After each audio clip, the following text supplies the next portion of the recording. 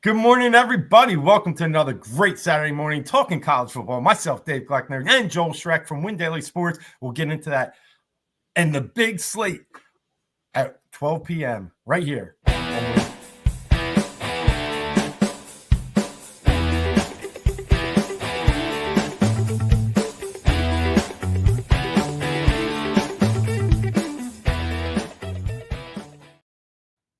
What's up, Joel? Man, we had a big week last week. We're honest, right? The week before, we thought we hit some, we were ready, and we didn't have the greatest week. But last week, I know we were talking beforehand. I hit big in a couple of GPPs, but also was able to, at least double my bankroll with some of the investments I had. And today, I'm feeling really good too. How about you? I had a good week last week. We were on it, so I think we're on a good roll for going into this week. I was telling you before the show, I was sitting in second place in the big GPP last week, all the way through the early games into the fourth quarter of the late games.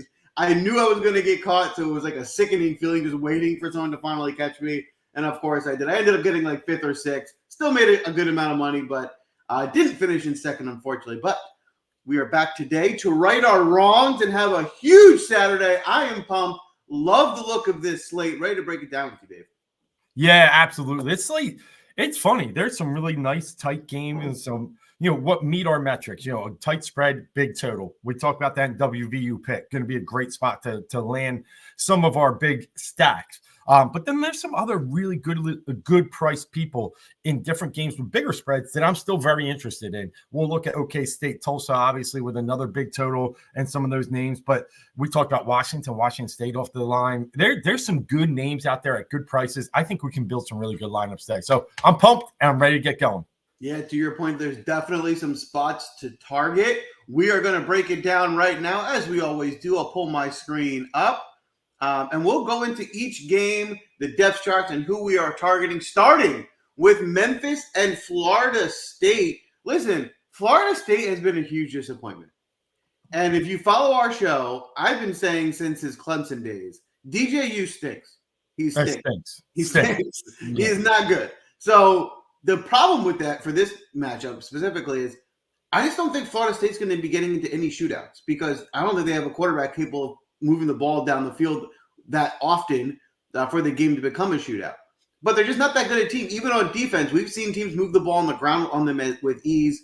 Seth Hennigan has been at Memphis, it feels like 10 years. He's been a good quarterback every year. This is a guy where it feels like you have a very experienced quarterback on an underrated Memphis team. This looks like an upset spot to me. I think Memphis could go on there and win the game outright. I think Hennigan can have a big game. My favorite play on the Memphis side, though, is going to be Mario Anderson Jr. This Florida State team has not been good against the run. He seems to be their best player. They will give him the ball 15 to 20 times out of the backfield. They will throw him the ball as well. Mario Anderson at only 6,200 is the guy I'll be targeting in this game most. How about you, Dave? Yeah, it's for those of you who've been following for a while. I am a Florida State fan at heart, and everything Joel just said is dead spot on. DJU stinks. The run defense is just an absolute joke. Now, the only thing I'll say is they had a bye week from those two terrible games because they played the early one over in Ireland. So were they able to right the ship a little bit? I don't believe so. But I do believe they have the talent to maybe fix a few little holes. From the Florida State perspective, I don't think they can play much in an upward shootout. I'm with you. I just don't think that offense moves at a pace that can stay up with Memphis. So they're going to have to try and slow them down, which means I think they got to sell out for the run. As much as I love Mario Anderson, as much as I'm going to be playing him, based upon what we saw with Florida State, I'm a little more interested in the passing game in Memphis. I think they're going to try and take them through the air. So I'm with you. Hennigan, big play today, I think. Rock Taylor feels like he's been there forever too, right?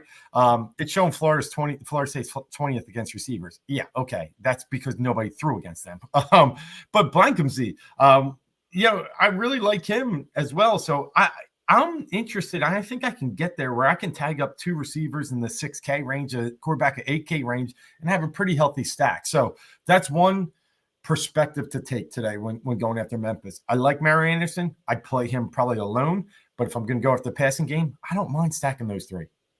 I think you made a good point that I want to touch on because it's going to come up again on this show. It's only week 3.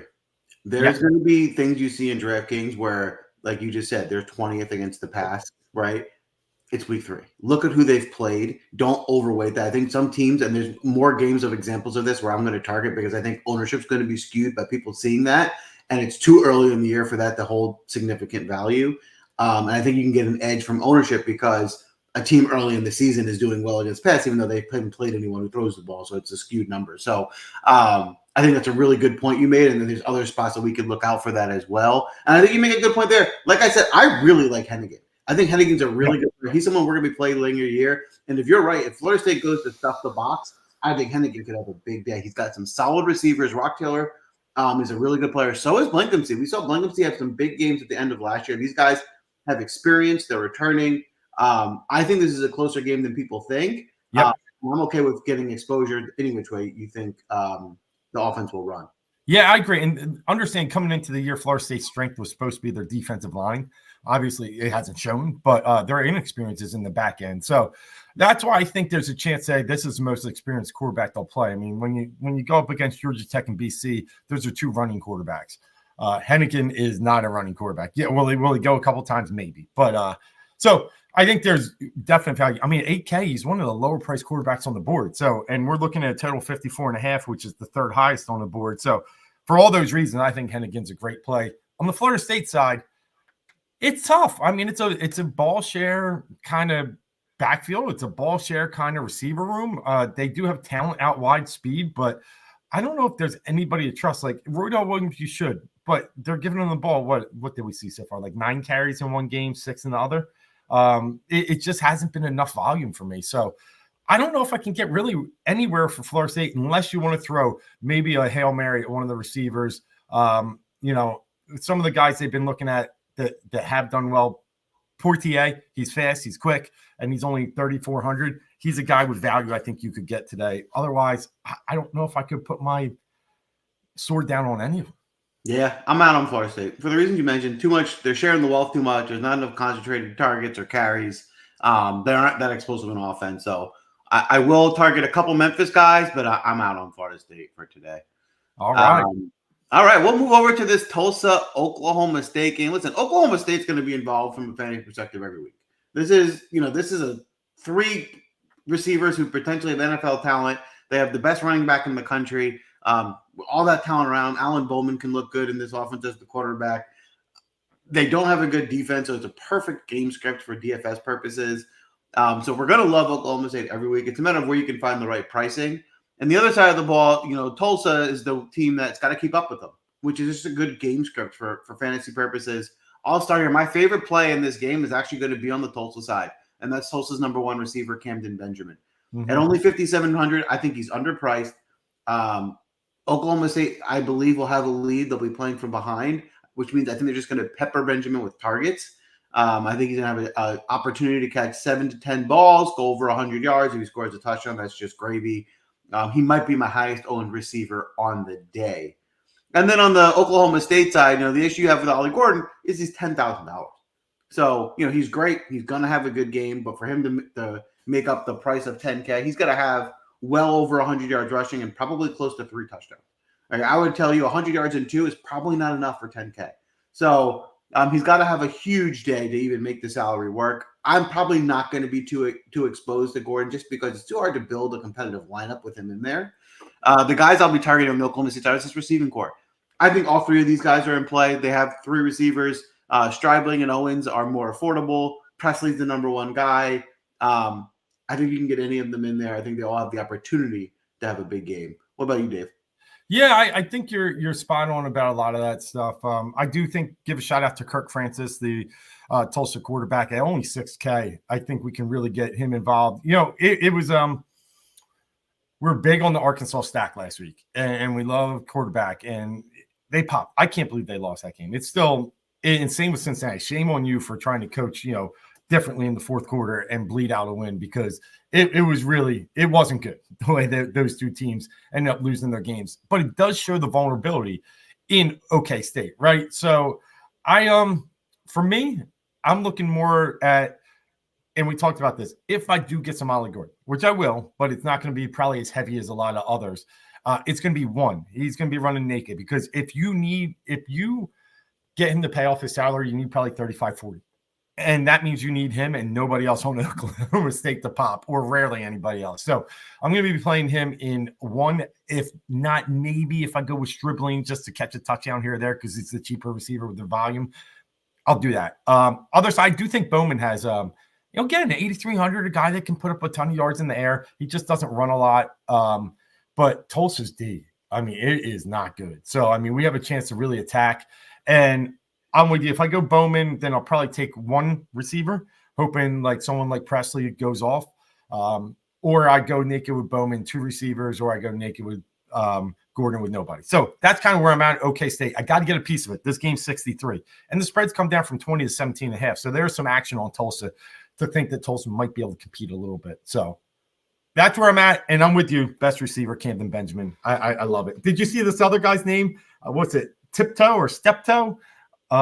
Great. Steptoe? Yeah, I love the name from Tulsa. That is a good name. And it looks like Brennan Presley's brother, Braylon, also plays for Tulsa. I don't know if they're brothers, but the name's close enough that I think I'd make that up for the universe. All right, we'll move this on over to the Bama-Wisconsin game. Fun game. Not a lot that I love for DFS purposes. I also heard from the weather forecast it's going to be pretty windy out there, so might be tough to air it out. Obviously Milrow's in play every week. The one thing I'll say, obviously Gordon could have a better game than Milrow, but they're the same price. And the difference is Milrow will run the ball a ton too, but Milrow could throw for 200 yards and a touchdown or two, which Gordon won't do. And that's why, if I'm going to pay $10K, I'd rather do it on someone like Milrow, who just has the upside to throw for a couple of scores as well as run for 100 and a score or two. Is this the best matchup? I kind of almost feel like Milrow is matchup proof by the way they play him, with the amount that he runs. I just think it's hard to play anyone at 10K in DFS, so I won't be overly exposed, but maybe I'll have a lineup or two. My favorite play in this game is going to be Will Pauling on Wisconsin. He's 5,100. He's just a value play. It's a slate that's hard to find a ton of value. Will Pauling's their number one guy. They have an improved quarterback. If you remember, Tyler Van Dyke transferred from Miami. So he can throw the ball a little bit. I think Alabama's going to be tough up front. Won't be easy for Wisconsin to move the ball on the run. They'll have to go to the air. I do see a possibility of Will Pauling maybe getting 6 or 7 catches today against this Alabama defense. What about you, Dave? Yeah, I like it. And thanks, Warren. Joel was onto something there. Presley, they are brothers. The Tulsa one's a little bit older. I didn't make that up. There you go. Yeah, good catch. Yeah, Bama's still Bama, right? I mean, they're 21st in total defense right now, but more importantly, they're 6th in yards per play at just 3.05. They've only allowed one real touchdown. South Florida hung in there, I guess, until the early fourth, and then the doors were absolutely blown off. Alabama woke up and said this isn't 2023. So I think that was a good quality win for Alabama. I think the defense is legit once again. And as we all know, where does Wisconsin struggle? They struggle on offense. Van Dyke didn't even look good in his first start. Got a little better in the second, but I do have some concerns that they'll be able to move the ball at all. So I'm kind of way off on Wisconsin. I get the polling play. I can get there with that, especially if they got to put up some air yards late in the game. And at 5,100, why not, right? Pretty good for a high volume receiver. But from the Alabama side, yeah, I got to go Milrow. And then if we want to mix in, they've always found a way to get the ball out wide. Prentice is one of their quick speedsters, but looks like Williams might be the guy they're favoring this year. So Williams or Prentice for me. I'm still not giving up on Kobe. I think he's a guy that's going to get, his one of these days. So I'm still in on Prentice, but yeah, Alabama, I probably won't. 7,300 is too much for a starting running back against Wisconsin, especially when Milrow is going to get the goal line carries when he needs to. So yeah, I'm with you. Milrow, couple receivers, and maybe Pauling. Of the two, I actually prefer Miller to Haynes of the two Alabama running backs. But the cheaper one. Yeah. If they're going to split carries, it almost makes the backfield useless because there's not enough volume to play either one of them, I think, in the 7K range. But, I think Jam Miller has the upside. He's younger. He's a little bit more explosive, but I probably won't be having much exposure to either one. Yeah, and Warren, to your point, yeah, Williams does look like the real deal. We talk about guys coming through Alabama. I mean, it started, days with Amari Cooper, but, Devontae Smith getting the Heisman there. They always find these guys out wide that are just really, really good. Yeah. So he looks like the next one in line. Almost, LSU has taken the center stage of receivers lately. Now Bama's like, nah, our turn. So, and Ohio State, I can't forget how good they are at receiver. But I mean, to take 2 to the house last week for 139, yeah, that's pretty good. Yeah, he looks good. He could be 17 too. Yeah, you're right. I knew he was young freshman, but at 17, wow. Oh, I didn't realize he was that young. Wow. So he definitely has a promising future. Speaking of LSU, we have this LSU South Carolina game. This should be interesting. This LSU team is a little bit disappointing. I don't think they're as good as people thought they were going to be. I think this game is going to be closer. I think South Carolina makes this a competitive game. The target I like in this game most, I think I mentioned him last week. I'm going to say it again. Raheem Sanders, the South Carolina running back.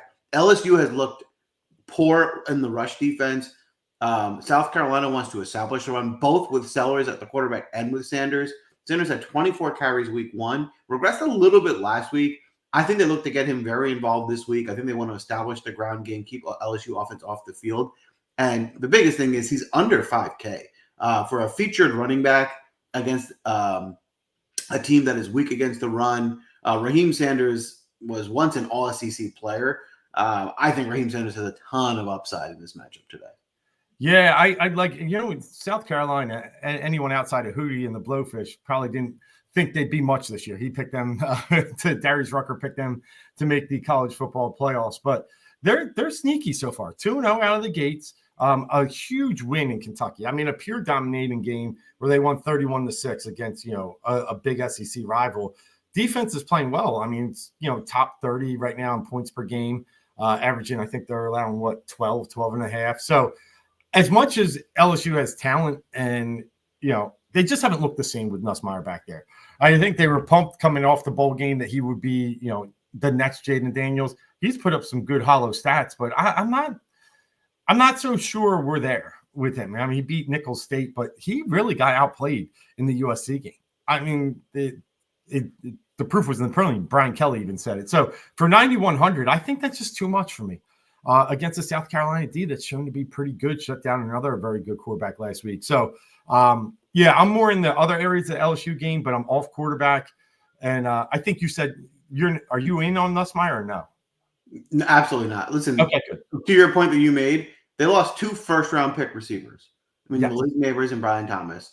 Lacey's good, but he's not the first-round pick wide receiver. Not 400 good either. Yeah. And Nussmeier doesn't run like Daniels did. So you got a guy who's just got a pass to worse receivers, and he's not going to run the end. 9,100 is way too much money. I think we can find better spots at quarterback. I agree.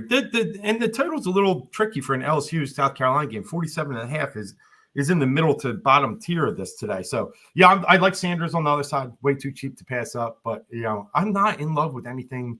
I don't think this is an offensive explosion. Look, Lacey is really good. If somehow you can build your team around him and use some of the cheaper players, I am good with that. At 8,400, he will get a ton of targets. He's had 19 in 2 games. But, again, 8,400 it's much. You got to build in some other areas like your 5Ks to hit, like your Will Paulings. So you can't play Lacey and Ollie Gordon or Milroe or any of those guys. So if you're going to make Lacey your go-to guy, you need him to have a big day. Which I think Lacey's very good. I think he has a good day, but then to pay off 8,400, it's got to be huge. I just rather have my best player somewhere else.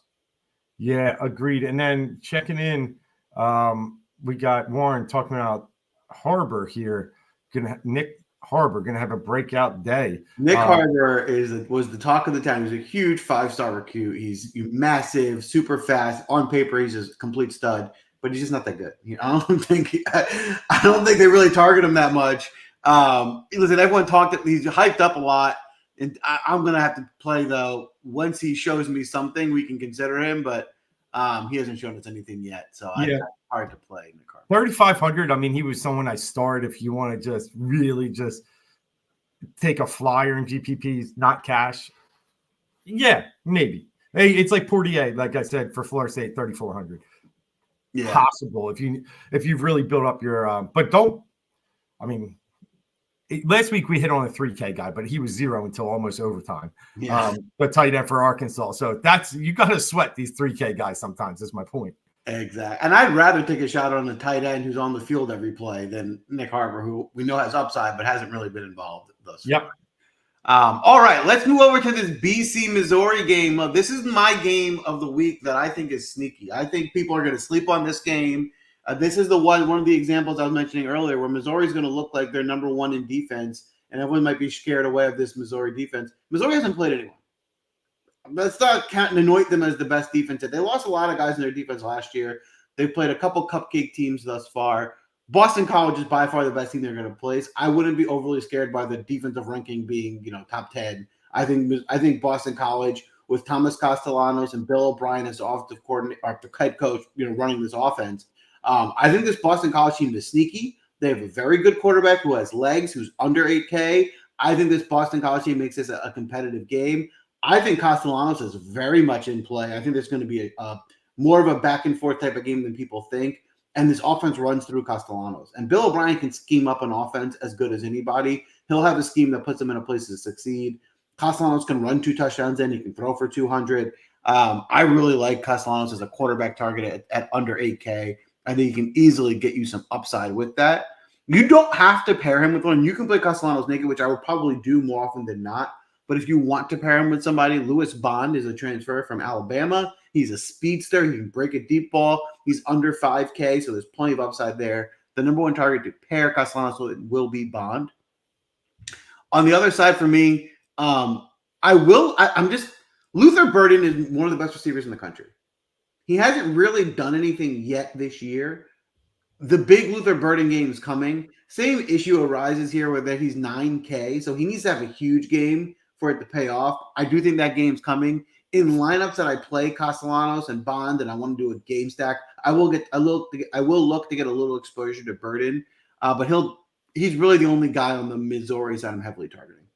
Okay, yeah, I like it. Castellanos he's a gamer. That's what I call Castellanos. Like, he's a guy that's going to run, get beat up. He's not huge, and he's going to run back under center and do it again. He is a gamer of gamers. Yeah, and I'm with you on Bond. It's been interesting. They just haven't been able to, open up that passing game yet because they haven't needed to. Robichaud has been really good back there at running back. So you have some options there. But I feel like this is the big Mizzou day. You talked about Burden hasn't had it yet. Can you really hold him down for 3 straight games? I don't think so. I'm in love with Burden today. I really, really like. I know 9K is a lot. We've talked about some 9Ks, but you can fit 9K today. It's the challenge I'm going to have is, do I pair him with Cook? And I want to, and I will in some lineups, but some I'm going to run him, just alone and let him go nuts. I like Brady Cook a lot today. I think it's one of those days. They're the second highest implied team total on the board, 35, 36, somewhere in that range. Mizzou is an explosive offense, and they really haven't had to go nuts yet, but they're about to get into this SEC schedule where we're going to see them go nuts. And I think it might start today. Like you said, I think BC's game enough. I mean, for everybody that knows, they got the old Texans coach, Bill O'Brien, the old Patriots guy with the little dimple. He's the head coach there now. He's going to inspire and build some toughness with that team. Old Penn State coach, I should even say. But so he's definitely building his approach to this. They're going to want to slow it down and play some tough ball. But I think Mizzou is going to be good enough to open it up, and they're going to have to at some point try and play catch up. And that's when I think you get your points still out of the quarterback there. And I think Bond does have a good day today. Boom. There you have it. All right, let's move this on over to the Tulane-Oklahoma game. I think this game is very intriguing. I'll step outside of just DFS for a second. I think Tulane wins this game. I think this Oklahoma team is overrated. They have a good defense. This offense has not looked very good thus far. They didn't look good running the ball. Arnold has more to prove. Arnold cannot be considered at 9,700. It's way more than what we've seen thus far.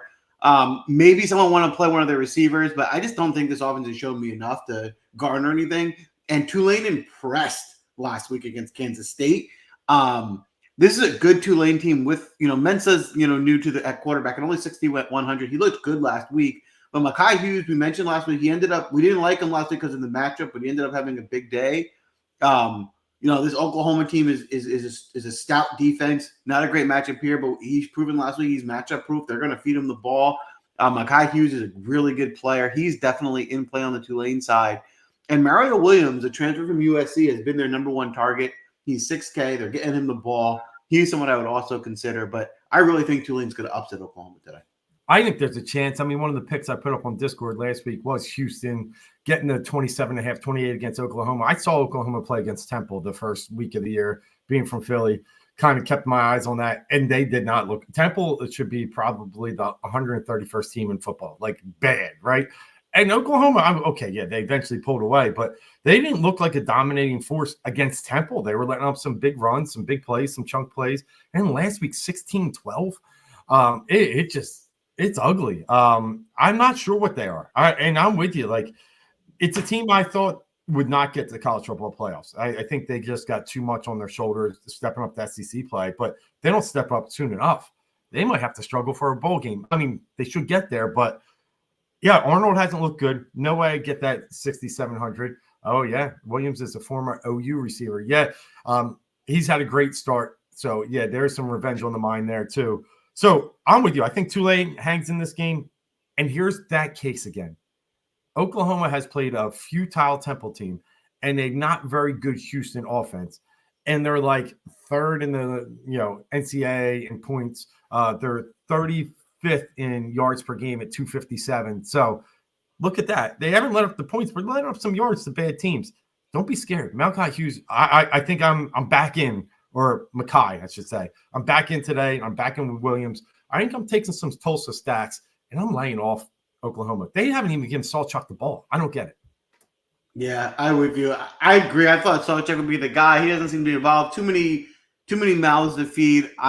It's hard to play too many guys on the Oklahoma side in this game for sure.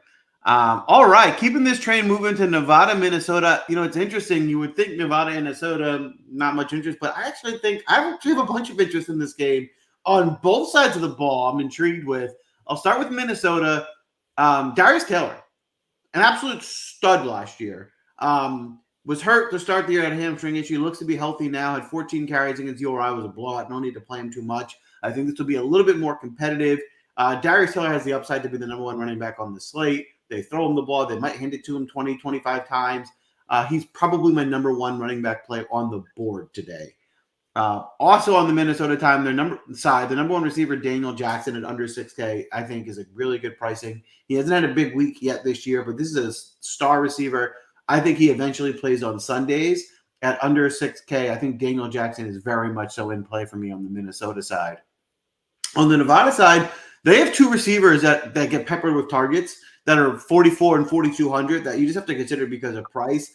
Both these guys have some upside just because of the volume they'll see, and that's Cortez Braham and Jaden Smith.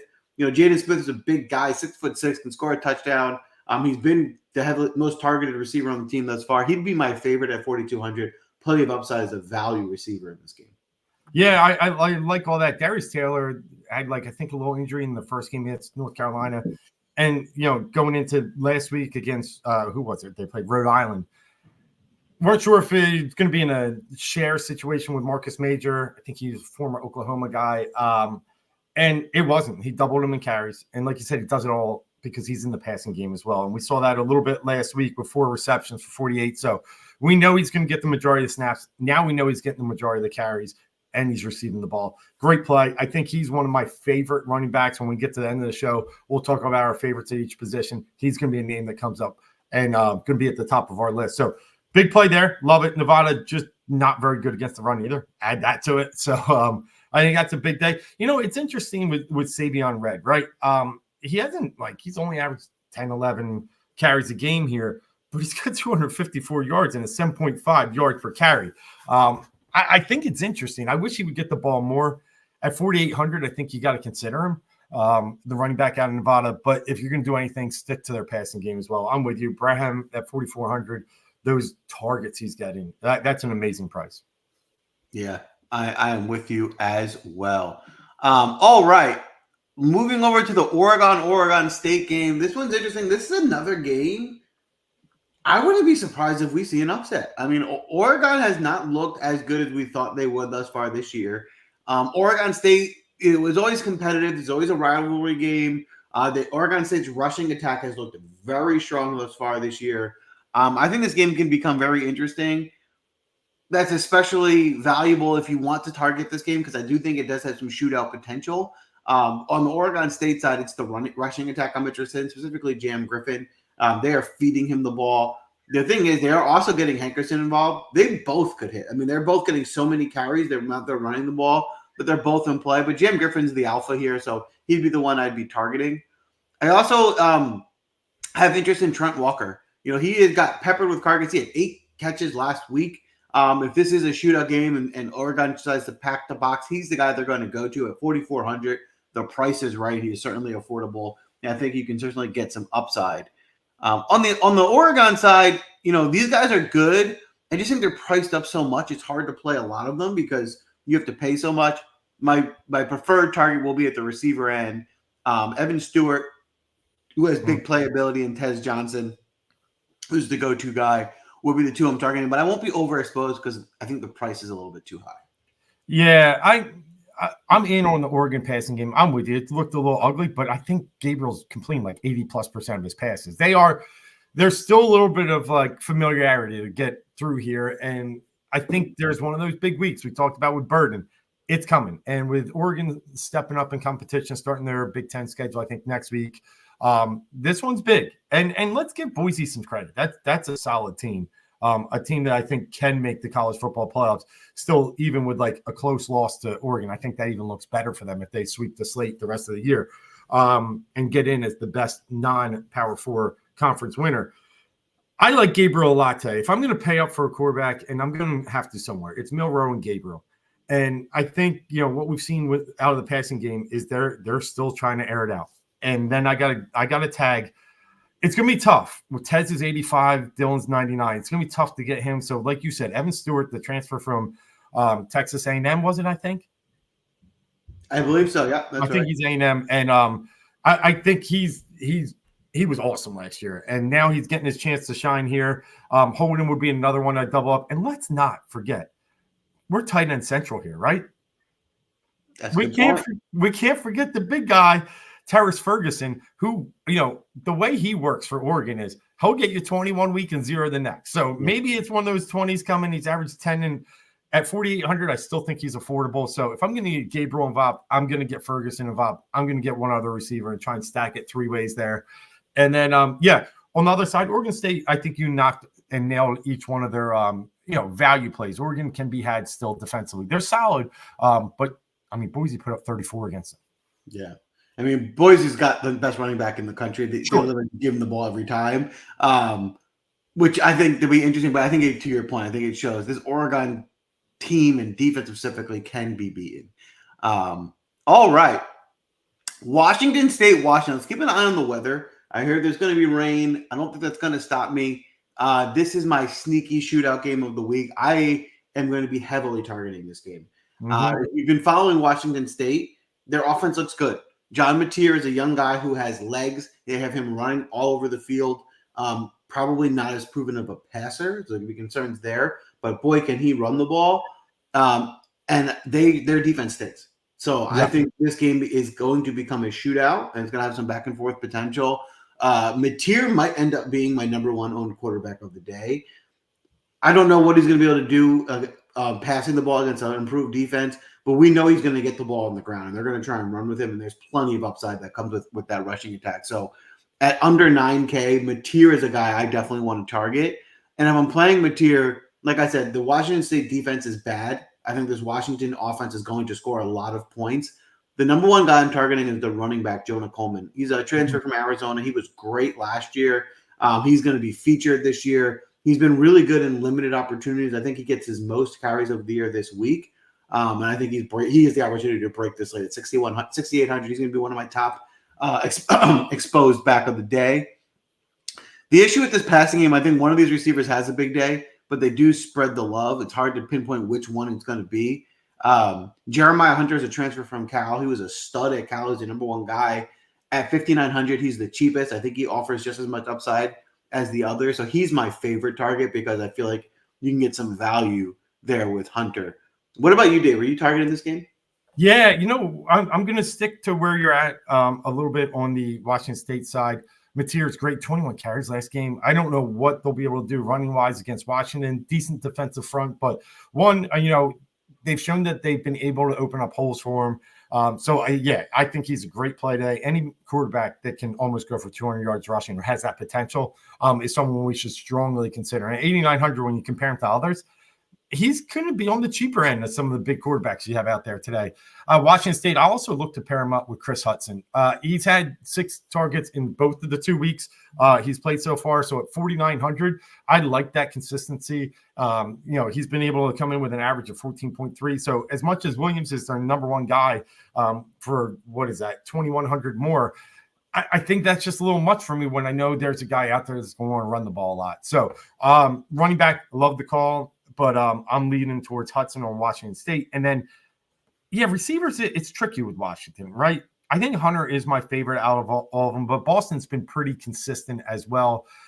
Giles Jackson, they're all fairly priced. Giles has sat there and got 10 catches or 10 targets and 5. So it's been a little kind of a roller coaster there where I might stick more in the range with Hunter and Boston, like you said. So this is a great environment, but Coleman's my favorite altogether on Washington. And we've seen it. Washington State had Cam Ward last year, now down in Miami. They want to play, and it hasn't changed much since Mike Leach's days of that, run and gun style football. They do want to play a little bit pace. So keep an eye on the weather. That is absolutely what Joel said is dead on.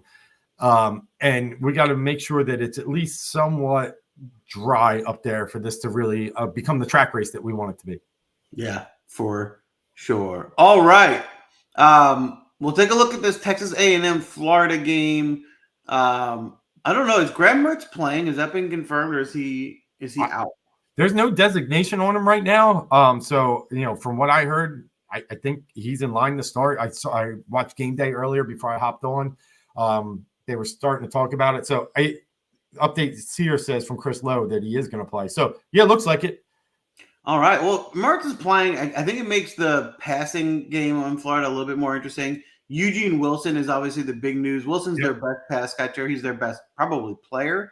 I like Wilson because he's hurt. I probably won't be exposed to him if he plays because I'm not sure if he'll be limited or not. I think the biggest thing I'll be looking at is if Wilson ends up not playing, then I will be very interested in Elijah Badger, who's the second receiver who will, garner more targets. That's the flex there because Badger's, 4,800. He's affordable. And if he becomes the number one receiver, he's the guy I'll be targeting. Other than that, in this game, I'm really not too interested. I do like Montrell Johnson Jr. This Texas A&M team can be beat against the ground. Johnson has been getting more and more carries. I think the biggest playmaker on Florida is going to be the run game. I will go for Johnson in this spot, but other than that, I'll probably have limited exposure. Yeah, I'm going to look at Texas A&M. I'll tell you why. I watched what Miami did to Florida, and Cam Ward went for I think 350 plus, couple touchdowns. It wasn't even close. They couldn't do anything to stop or slow down Miami. Texas A&M's had really a tough go so far. They've had to play Notre Dame, right? So we saw what Notre Dame did last week. Probably a little bit overhyped coming off that huge victory down at College Station, but I think there's an opportunity here to really, the stats don't look like Texas A&M has done much, but in that breath, they've had some tough matchups, and Florida is not a tough matchup. So I'm going to get a little risky. Weidman's good. His points aren't showing it, but he's an NFL prototype quarterback, and he was skyrocketing up those charts until he got hurt last year. So I'm going to look at Weidman down at 8,100. I think he falls in that range that we talked about earlier with the Memphis quarterback, Hennigan. So I like him. Moss has been very good so far this year. And then I'm really going to look at the wide receivers here. Right now, they're saying it's a game time decision. I'm getting asked if, Weidman's going to play. I'm leaning to he could miss. I get it. But right now I'm putting him in until I know it's a 3:30 game. I'll probably put someone else in at 3:30 that I can easily shift off of. But if he does play, I'd like it against this Florida defense. It's atrocious. And then in the receiver area, Walker's had, the 6 targets. So I thought that was pretty good. He was held to only 31 yards. But Jade Walker is one of their top receivers that I'll be focusing on at only 5,400. Boom. There you have it. And then Josh is checking in, and he did say Mertz is confirmed, but he thinks Lagway will be mixing. And you know what? I think every card is on the table for Florida right now. I think it's very possible.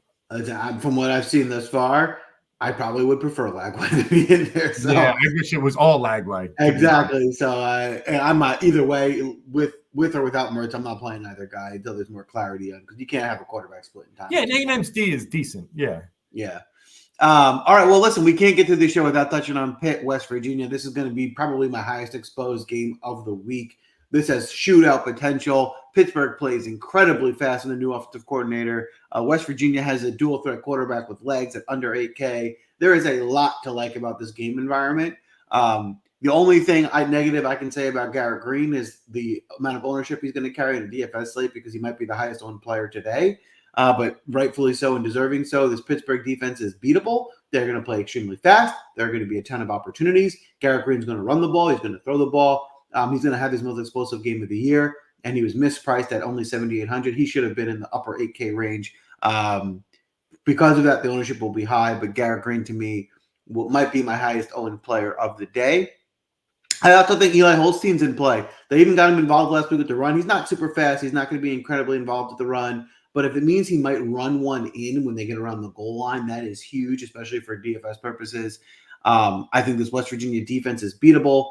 There'll be plenty of opportunities for them to score, especially in a fast-paced game. So I think both quarterbacks are in play. Both are value in the 7K range.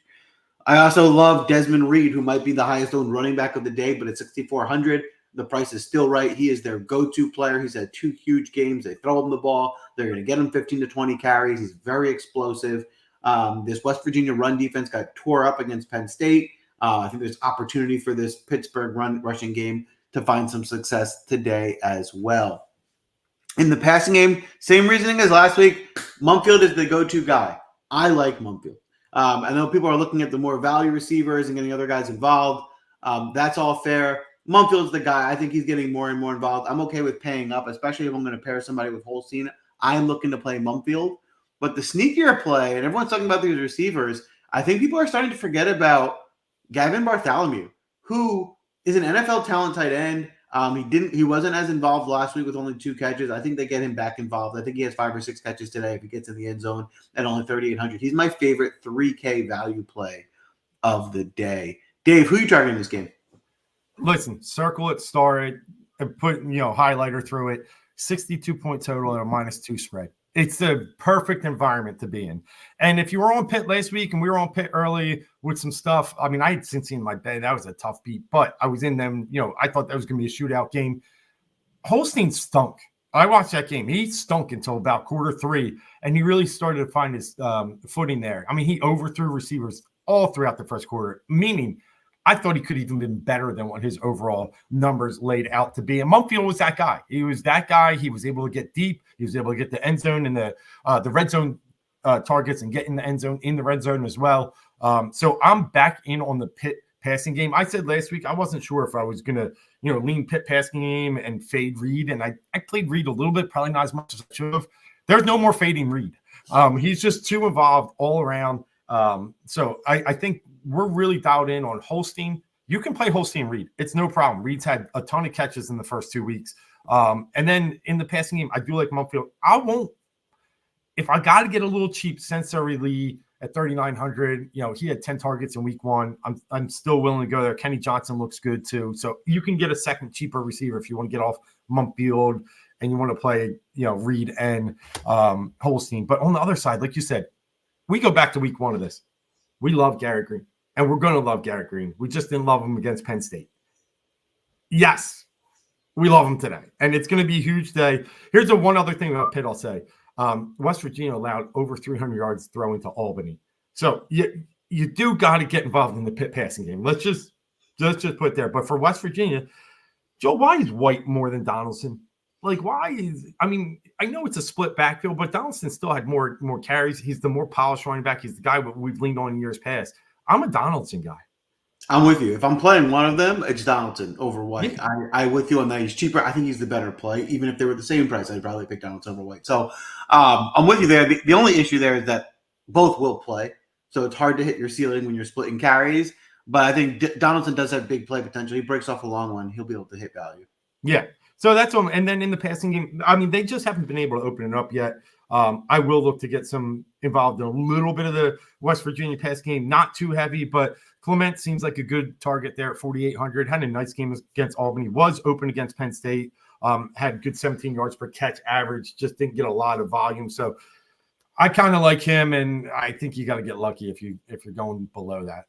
I agree. Listen, Clement's my preferred target in the passing game, but you don't have to play Green with receiver. You can run Green alone and not play a pass catcher. So totally up to you. Yeah, and checking in, the guys talking in the chat about Weigman if he doesn't play Reed at 4.5K. Yeah, I love it. I mean, that's Ollie Gordon / Milrow potential if we're able to get Reed in there at 4.5K, right? And I'm targeting this Florida defense. So good point, guys. And before we get into our, last game here, let me just remind everyone, we are Win Daily Sports, windailysports.com. As you can see, we got a few things going on, but one of the big things is our Underdog promo code there with the Win Daily 100. You can get a match up to $250 with deposit Win Daily code 100.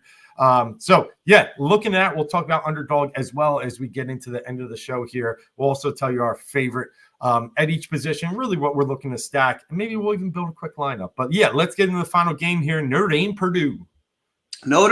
Purdue. This should be a quick one. This Notre Dame offense is spread out. They're not the most explosive team. I might consider Jeremiah Love at 5,700.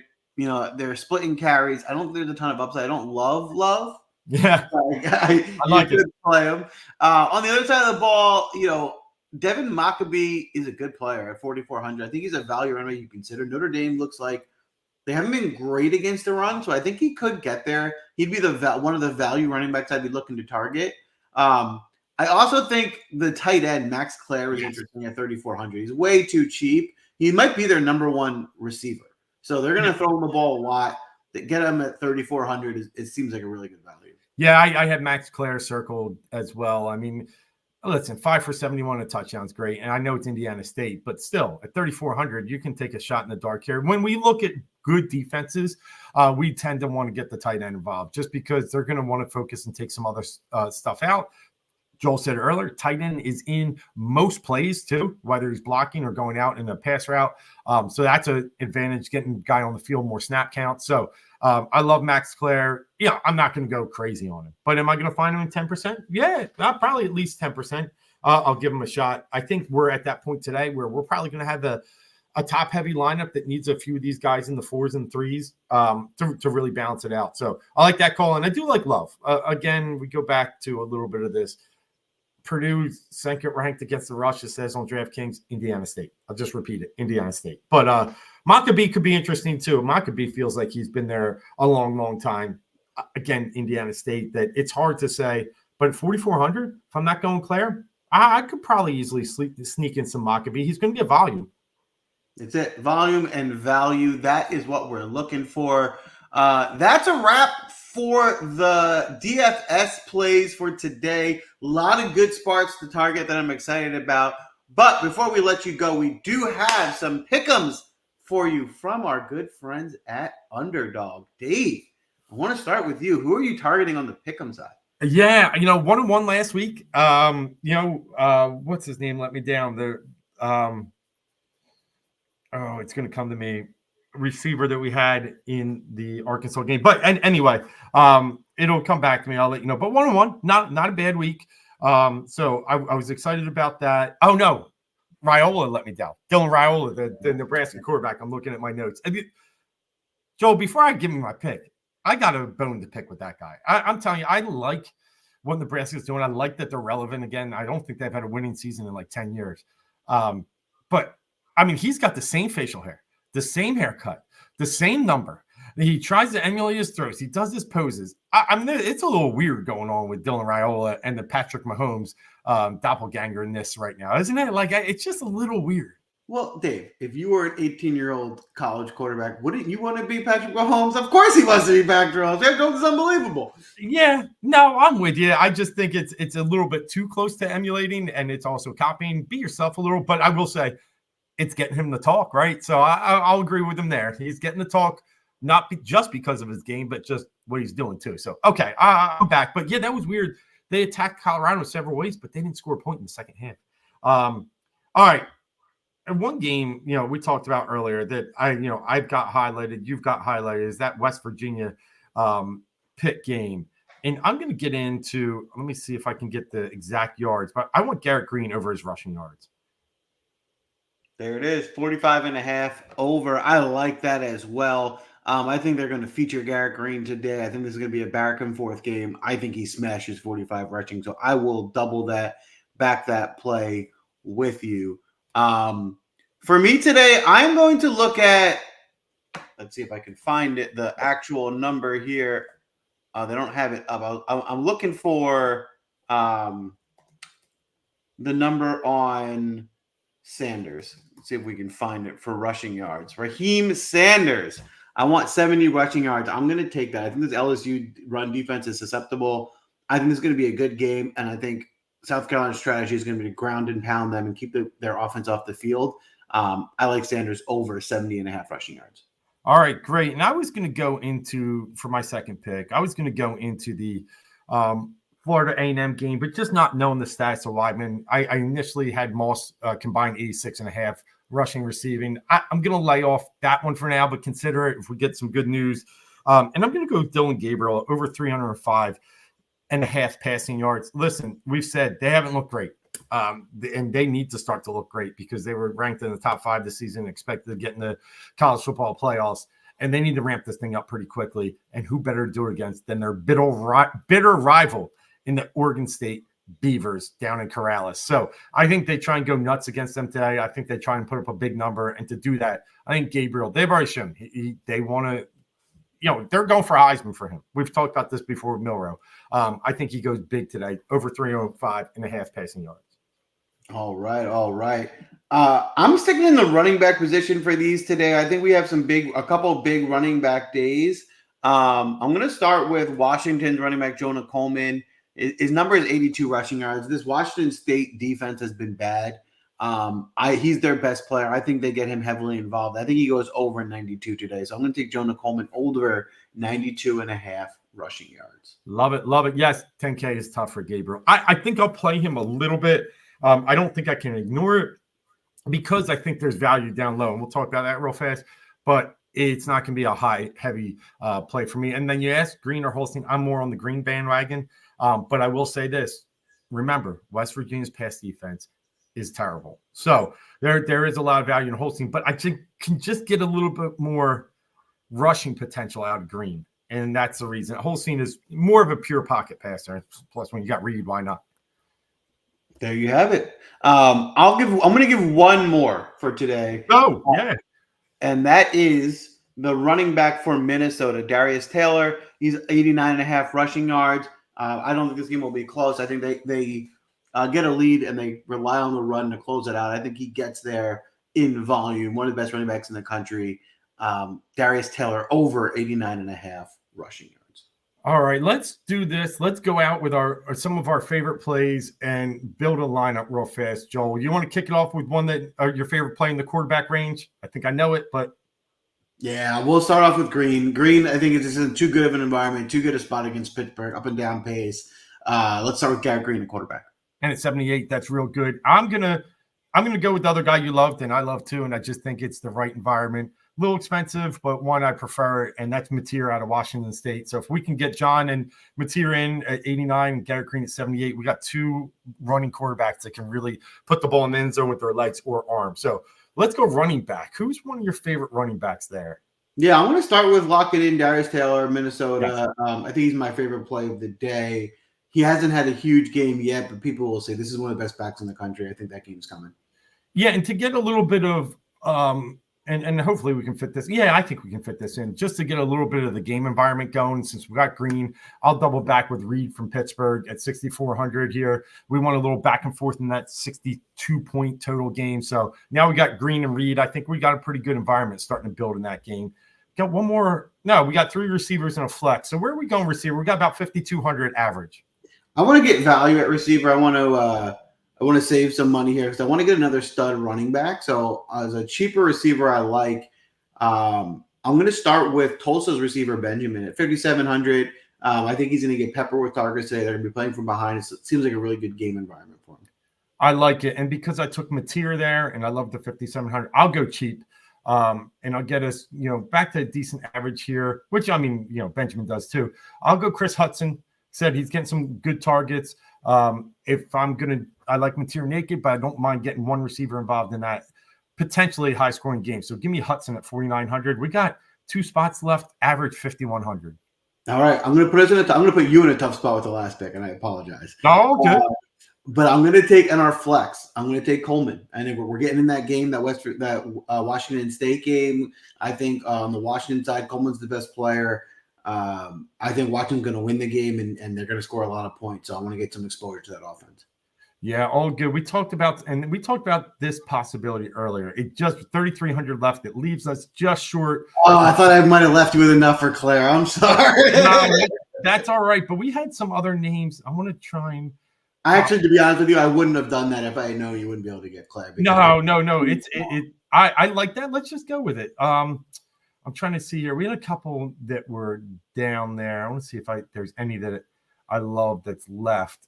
Where I'm really interested in, I'm going to take a flyer on this. Okay, we're going to go Joshua Manning out of Missouri, and I'll post this for now that we could move that. But if we have a little bit of injury news to Burden or even Weiss, Manning steps up. He's had 5 catches already this year, and like I said, good game environment, one that I think Missouri tries to pass in.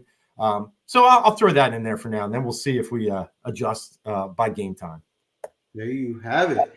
That is a wrap for today. Big week ahead. I am excited for this slate of games. Opposite of last week, to me, a majority of the action is actually coming on the 3:30 slate, which makes it fun. We'll be climbing up leaderboards as the day goes on. Don't forget, give us a follow, smash the like button. It goes a long way. We appreciate you. Come back next week. Show us those green screens. Let us know how you did, and good luck.